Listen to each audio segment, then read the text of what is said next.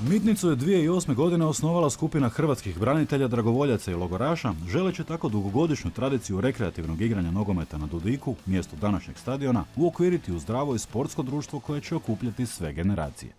Pa 2007. godine grad je na ovom prostoru uredio samo nogometno igralište, ništa više. Čak nije bila ni posijana trava i to je tako stajalo jedno 2-3 godine. Nakon toga smo mi osnovali klub, nadajući se da će kad se osnuje klub, grad se možda malo pokrenuti pa će se to urediti u jedan stadion, odnosno da će se izgraditi popratna infrastruktura, što se nije dogodilo. Tada su odlučili uzeti stvar u svoje ruke. I sami smo se bacili u akciju i dobili smo ove prognaničke kućice iz naselja Prognaničkog u Rokovcima, od njih smo preuredili, adaptirali smo ih u svlačionice, u klupske prostorije.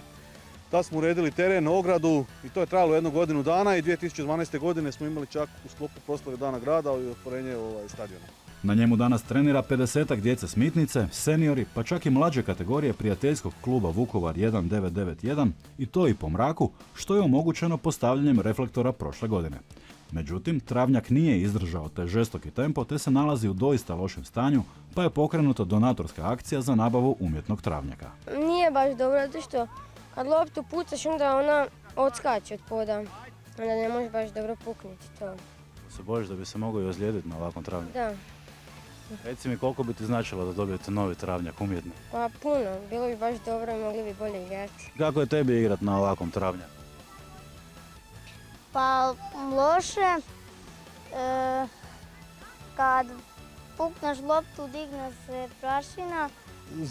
U zimskom periodu kad je kiša, ovdje je blato, jednostavno blato ne može se trenirati, tako da bi bila potrebna umjetna trava, onda bi mogli raditi u zimskim uvjetima, ne bi nam smetala ni kiša, ni snijeg, znači dobili bi nešto koje bi klub podigli na jednu višu razinu.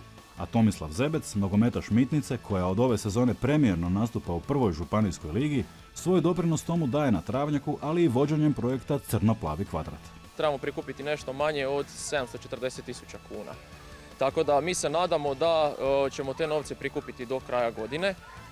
Ono što znamo sigurno je da ćemo sa radovima započeti kako budemo prikupljali novce, zato što imamo nekakve čak dogovore i sa gradom Vukovarom i nekakva, mislim da su čak i obećanja, tako reći, iz Hrvatskog nogometnog saveza. Da će nam pomoći da završimo tu financijsku konstrukciju. Svi donatori simbolično će postati vlasnici kvadrata travnjaka, upisat će im se ime u zid zahvale, te će na poklon dobiti navijačku majicu najmlađeg vukovarskog nogometnog kluba. Sve informacije o tome kako pomoći Mitnici možete pronaći na internetskoj stranici crnoplavikvadrat.com ili na Facebook stranici kluba.